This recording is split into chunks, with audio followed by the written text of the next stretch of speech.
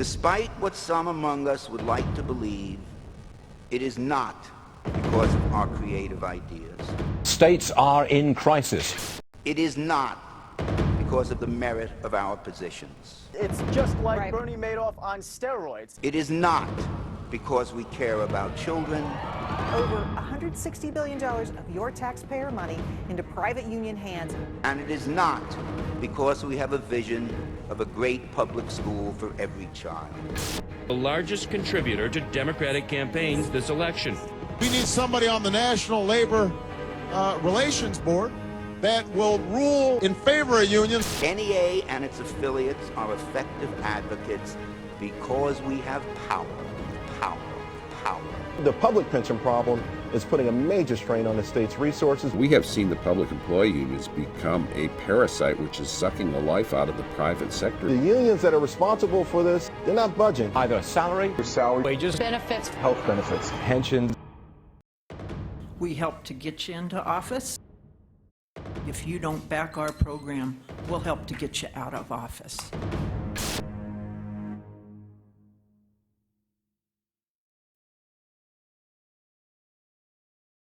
Unions and government-funded community groups are taking control in America. The fiscal crisis our nation faces has revealed a growing conspiracy by these ultra-powerful players and their influence over local governments, state legislatures, and national politicians.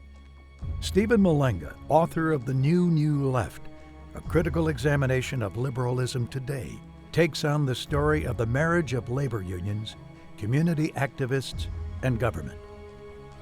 Malanga's new book, Shakedown, digs deep into this unwieldy government machine that has gripped our nation and left the American taxpayer helpless and broken.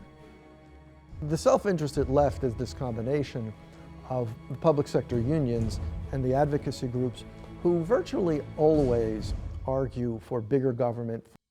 A new social phenomenon has appeared on the American scene. In city after city, American educators, organizing into unions, have taken to the picket lines. Malanga breaks down the social and economic climate and how it fostered the relationship between social service activists and public sector unions, from the 1960s war on poverty to today. We created social service advocacy, housing groups, job training groups, groups that ran everything from senior citizen to daycare centers.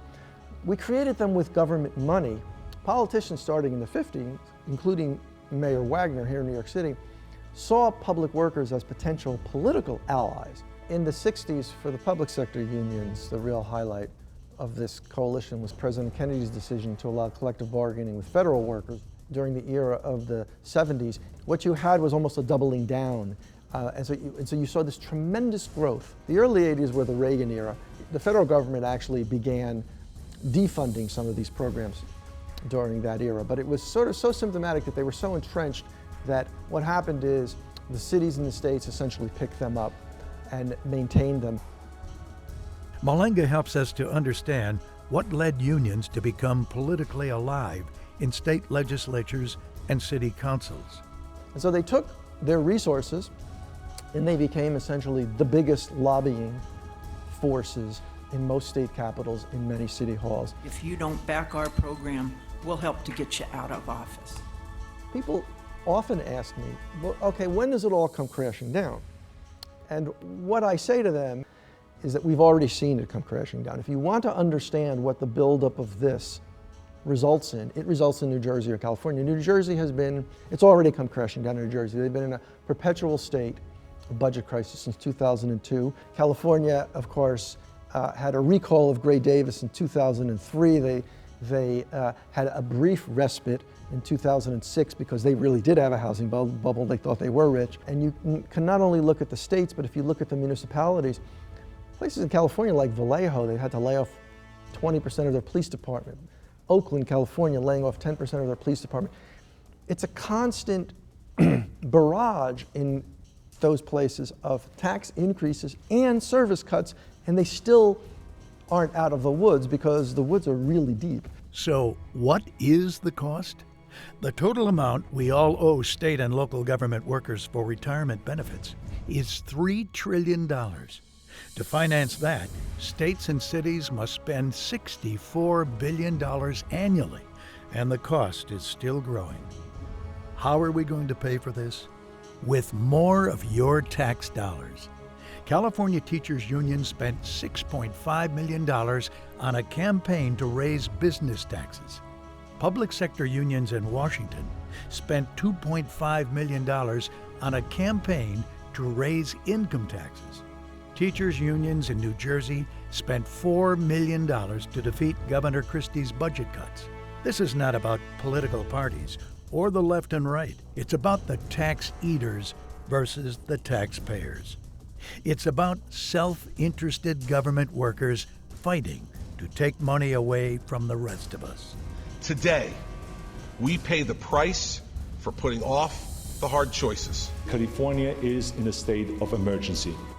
Big government and crippling debt at the federal level are at the forefront of our national conversation. With the big government coalition of unions and community activists seizing a tight grip on politicians, local governments have become dangerous threats to our economy. Taxpayers are at a breaking point. If we ran our business the way the state runs the state, we would not be in business. Voters and taxpayers are waking up to this fact that the public employee unions have been protecting themselves at the expense of the private sector. The seeds of change are planted. From the Tea Party movement to New Jersey Governor Chris Christie's fiscal reforms that take the unions head on, Americans, taxpayers, are waking up and taking back control. Shakedown sends a chilling message that if American taxpayers fail to regain control, we may never see our nation free from the chains of debt and economic instability. We have power. Learn more about this gripping subject. Buy Shakedown, the book Steve Forbes calls timely and important.